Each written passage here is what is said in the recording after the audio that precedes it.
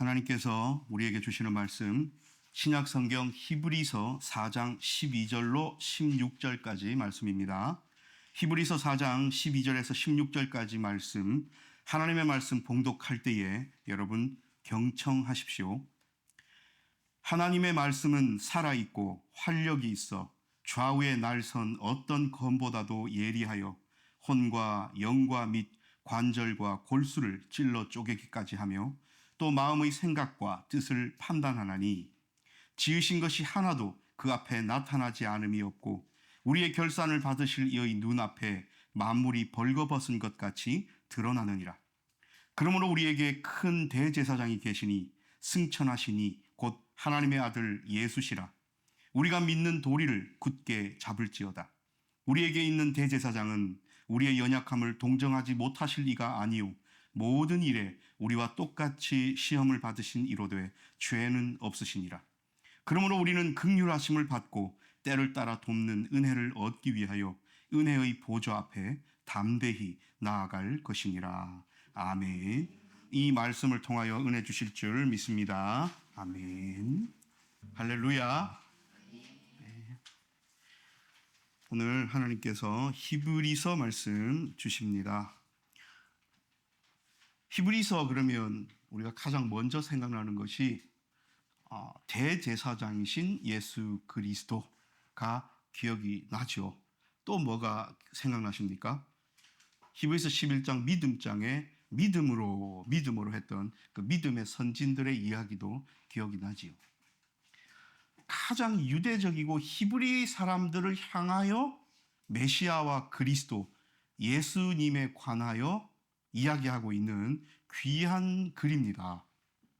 그래서 이방인들을 위한 사도로 부르심을 받았던 사도 바울 선생님이 계셔서 사도 바울 선생님의 편지 글을 읽어보면 이방인들을 향하여 이야기하시는 메시지들이 많죠. 오늘 히브리서는 유대적이고 히브리 민족에게 주시는 말씀이기에 유대 민족들, 히브리 사람들이 갖고 있었던 그 역사, 어떤 역사요? 하나님과 함께 했던 역사에 관한 이야기들이 나옵니다. 그래서 이것은 히브리 사람들에게는 자기네들 이야기인 거예요. 여타 다른 나라나 다른 민족이나 다른 국가의 역사가 아니라 자기들의 역사를 이야기하고 계십니다. 그래서 오늘 4장 12절부터 16절까지 읽었지만 여러분들 성경 펼쳐보시면 12절, 13절까지 문단이 끝나고 14절부터는 문단이 새롭게 되는 동그라미 표가 쳐져 있습니다. 무슨 말씀이냐면 앞장부터 3장 그 이전부터 쭉 이어져 오던 말씀이 13절에서 일단락을 맺고 다시 다른 문단으로 14절에 그러므로 우리에게 큰 대제사장이 계시니 승천하시니 곧 예수 그리스도시라 라고 이야기가 나옵니다. 이렇게 4장 14절부터 뒤에 쭉 10장까지 나오는 이것이 대제사장이신 예수 그리스도에 관하여 이야기하고 싶은 히브리서의 중심 메시지가 됩니다. 그러면 그 앞쪽까지는 뭡니까? 예수님께서 대제사장이시고 그 대제사장으로서의 역할을 감당하시려고 하는 배경에 관하여 어떤 일들인지를 유대민족들의 역사를 들어서 설명하고 있는 장면이에요. 우리 이것을 가슴에 품고 이 본문을 봐야 됩니다. 여러분 꼭 기억하셔야 될 게 안식일입니다. 여러분 오늘 우리가 읽은 4장 12절 말씀은 너무나도 중요하고 유명한 말씀이잖아요. 요절이잖아요. 하나님의 말씀은 살아있고 활력이 있어 좌우의 날선 어떤 것보다도 예리하여 혼과 영과 및 관절과 골수를 찔러 쪼개기까지 하며 또 마음의 생각과 뜻을 판단하나니 우리 어렸을 때 주일학교 때 요절로도 외우고 많이 익숙해지고 이 토시 하나 안 틀리고 외울 수 없다 손 치더라도 이 말씀을 들으면 많이 들어보던 말씀이고 그렇죠. 인용도 우리가 많이 합니다. 하나님의 말씀이 살아있고 네 혼과 영과 골수와 관절을 찔러 쪼갠다. 하나님의 말씀은 살아있다. 이렇게 강력하게 이야기할 때 우리가 이 구절들을 너무나도 많이 인용합니다. 그런데 이 말씀이 나오게 된 배경에 관하여 여러분 생각해 보신 적이 있습니까? 오늘 무엇을 말씀하시려고 하나님의 말씀이 살아있다. 그 살아있는 말씀이 어떤 검보다도 예리하여 푹 찌른다. 뭘요? 우리의 혼과 영과 관절과 골수를 찌른다. 도대체 어떤 말씀이? 이것을 우리가 오늘 보아야 합니다. 히브리 민족들을 향한 이야기이기 때문에 여러분 우리 히브리서 함께 공부할 때에 작년에 기억나십니까? 히브리 사람들이 모세를 엄청나게 큰 영웅으로 치켜 세우고, 왜냐하면 종되었던 곳 애굽 땅에서 이끌어낸 위대한 지도자이고 예수님도 변화상에서 모세와 엘리야와 만나실 만큼 모세 할아버지는 뭐의 대표입니까? 율법의 대표잖아요. 그래서 율법에 살고 율법에 죽었던 히브리 민족들에게 율법을 가져온 모세 할아버지는 최고의 지도자입니다. 종되었던 우리 조상을 끌어내어서 자유 있는 게 되게 했던, 그래서 이 사람들에게는 모세를 숭상하는 이런 버릇도 좀 생겼죠. 또 더 나아가서 하나님의 대리자인 하나님의 사자인 천사를 숭배하는 그런 분위기도 있었죠. 그래서 오늘 우리 히브리서를 보면 앞부분에 모세보다 뛰어나신 예수 그리스도, 천사보다 뛰어나신 예수 그리스도를 계속 강조하고 왔어요. 이것을 기억하셔야 됩니다. 그래서 예수님은 그 모세보다도 천사보다도 뛰어나신 분이다, 이렇게 이야기하시고 나서 안식 얘기를 합니다. 여러분, 이 안식이라는 단어, 히브리서에 나오는 안식이라는 단어는 공관복음에 나오는 하나님 나라, 마태마가 누가복음에 나오는 천국, 하나님 나라와 요한복음에 나오는 생명과 같은 포괄적인 궁극적인 마지막 끝의 목표를 이야기하는 겁니다. 자, 요한복음에 의하면 예수님이 이 땅에 오셔서 우리에게 뭘 주셨어요? 생명이신 예수 그리스도께서 우리에게 생명 주십니다. 어둠 가운데 빛으로 오신 예수 그리스도, 이 요한복음이잖아요. 그 앞에는 뭡니까? 우리가 결국에는 궁극적으로 다다라야 될 길 끝이 뭡니까? 하나님 나라잖아요. 그래서 예수님께서 오셔서 세례 요한이 이 땅에 와서 외쳤던 것 동일한 말씀이 뭡니까? 회개하라, 하나님의 나라가 가까이 왔다. 회개하라, 천국이 가까이 왔다. 이 예수님의 말씀이시고 세례 요한의 부르짖음이었습니다. 마찬가지로 여기서 히브리서에서 말하는 안식이라는 것은 히브리 민족이 궁극적으로 다다라야 될 목적지입니다. 그러면 과거로 돌아갑니다. 애굽 땅 종되었던 곳에서 끄집어냈어요. 그리고 광야 40년을 지냅니다. 하나님께서 약속하십니다. 내가 너희를 안식으로 이끌 것이다. 자, 그 당시에 이 히브리 민족들에게 안식은 어디입니까? 가나안이죠. 젖과 꿀이 흐르는 가나안 땅이 그들에게는 안식입니다. 그래서 그 안식함을 오매불망 바라면서 40년을 헤매는 거예요. 결국 여호수아에게 맡겨진 그 사명으로 땅 분배를 받고 가나안 땅에 정착을 하죠. 그런데 오늘 성경은 시편 95편에서 이런 얘기를 하십니다. 4장 3절에서 시편 95편을 인용을 하셨거든요. 히브리서 4장 3절에서요. 이미 믿는 우리들은 저 안식에 들어가는도다. 그가 말씀하신 바와 같으니 내가 노하여 맹세한 바와 같이 그들이 내 안식에 들어오지 못하리라 하셨다 하였으나 세상을 창조할 때부터 그 일이 이루어졌다. 이렇게 이야기를 하십니다. 무슨 말씀이에요? 하나님께서 노하셨어요.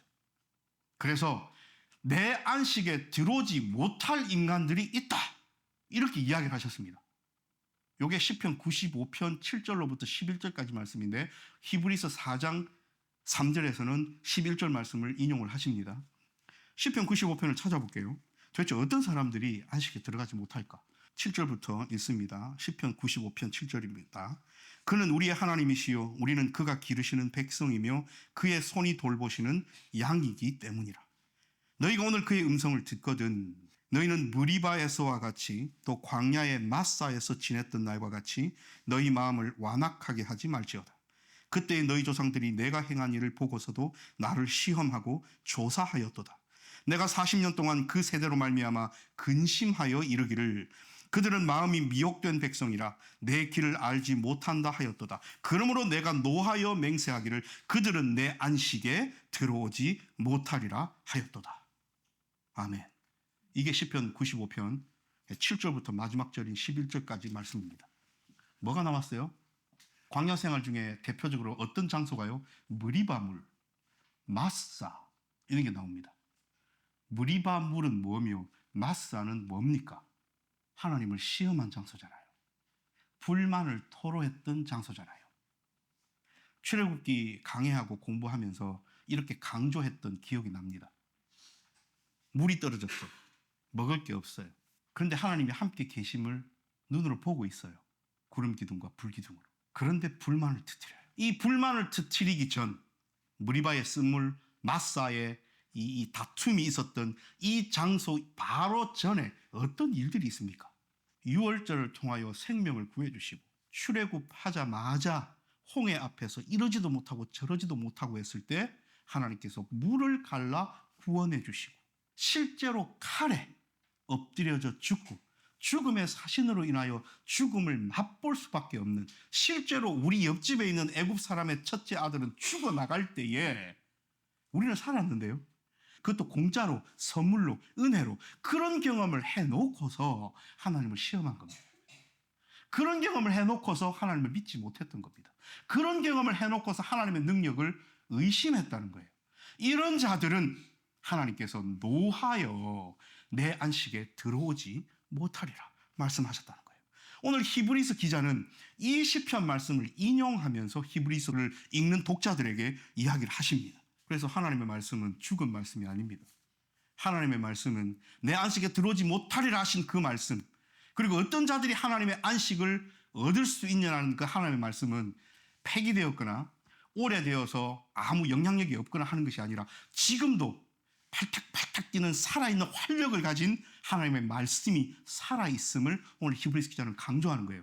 그리고 그 영향력이라는 것은 좌우에 날이 서서 손을 베일 만큼 날카로운 그 칼이 우리의 혼과 영과 관절과 고스를 찔러 쪼개기까지 할 만큼 하나님의 말씀은 우리의 삶에 직접적으로 역사하신다.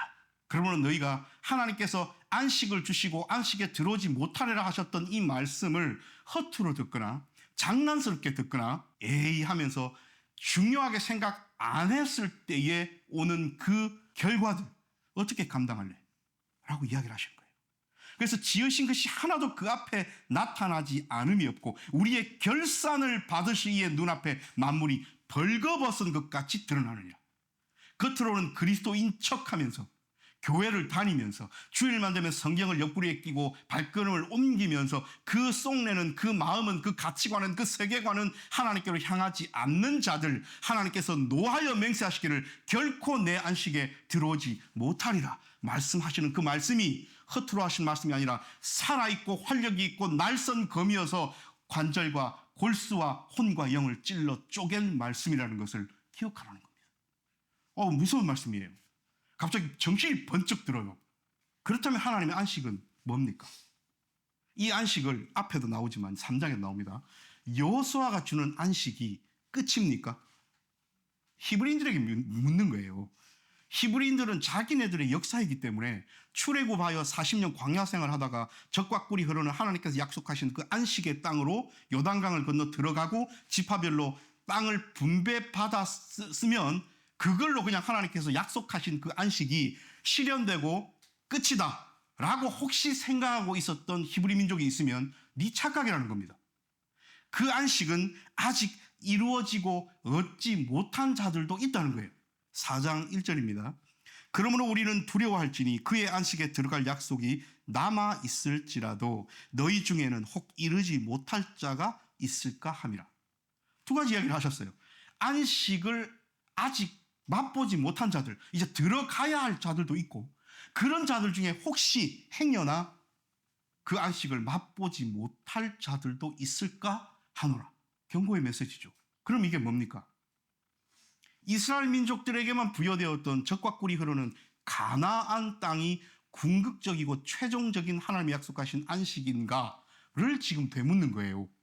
히브리 민족들에게. 혹시 그렇게 생각하는 사람이 있을까 봐.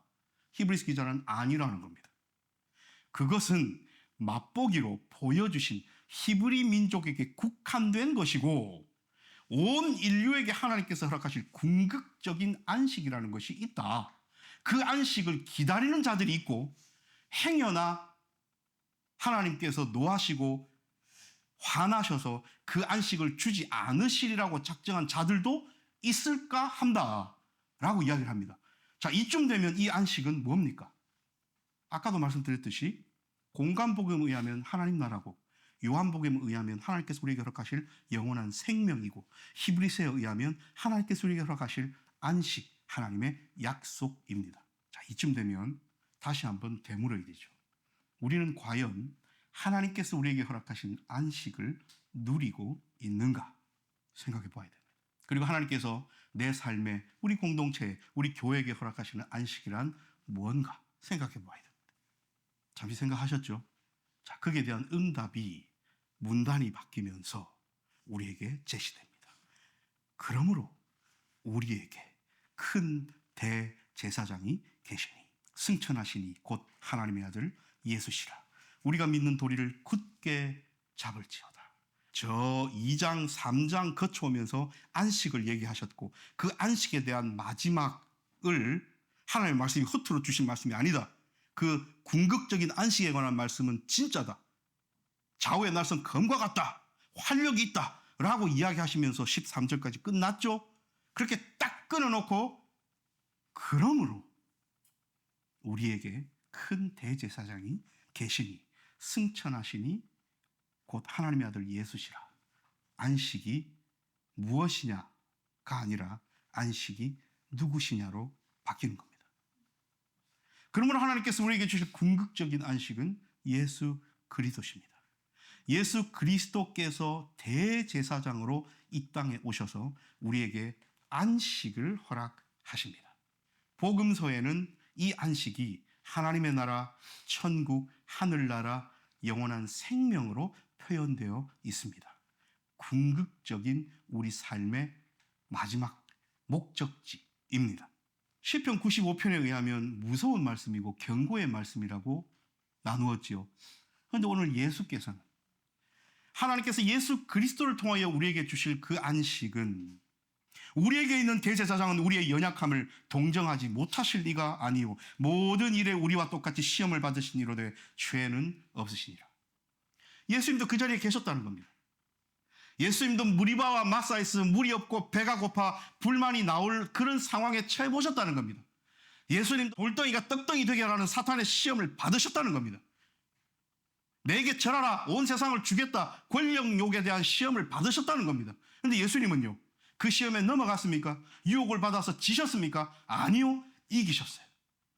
그러므로 우리랑 똑같이 시험 받으시고 유혹 가운데 계셨던 예수 그리스도는 죄 없으신 분으로서 하나님의 궁극적인 안식으로 이 땅에 우리에게 오셨다. 그리고 그 예수 그리스도를 통하여 하나님께서 허락하실 안식은 우리로 하여금 때를 따라 돕는 은혜를 얻기 위하여 은혜의 보좌 앞에 담대히 나아가게 하시는 우리의 하나님 앞에서의 귀한 자격을 허락해 주신다. 이 말씀을 오늘 히브리서 기자는 하고 계신 겁니다.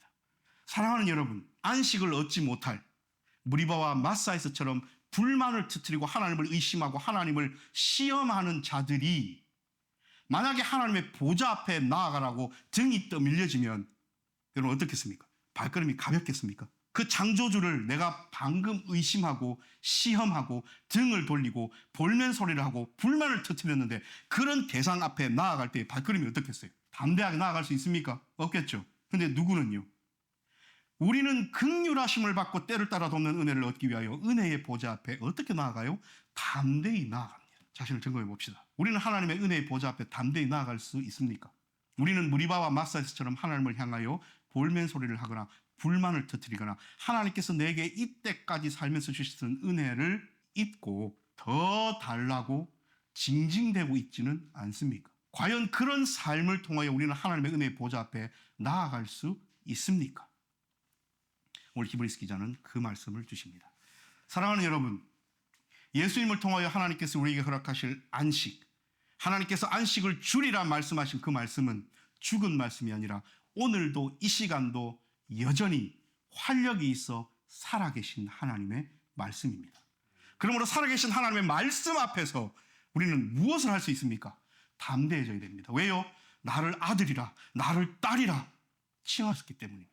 죄인이 아니라 의인이라 칭해 주셨기 때문에 우리는 그렇게 은혜 허락하신 하나님 아버지 앞에 아들로서, 딸로서 담대히 나아가야 됩니다.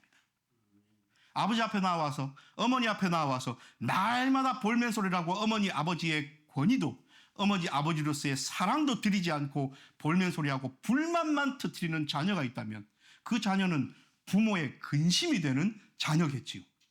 내 삶에 혹시 마사 무리바와 같은 불만 어린, 하나님을 시험하고 하나님의 능력을 의심하는 부분은 없었는지, 살아계신 하나님의 말씀을 두려워하며 그 말씀 앞에서 여전히 긍휼하심을 바라며 하나님 앞에 아들, 딸로서 나아가고 있는지, 누가 그렇게 자녀답게 살아가는지 이번 한 주간도 하나님께서는 불꽃 같은 눈으로 바라보고 계십니다.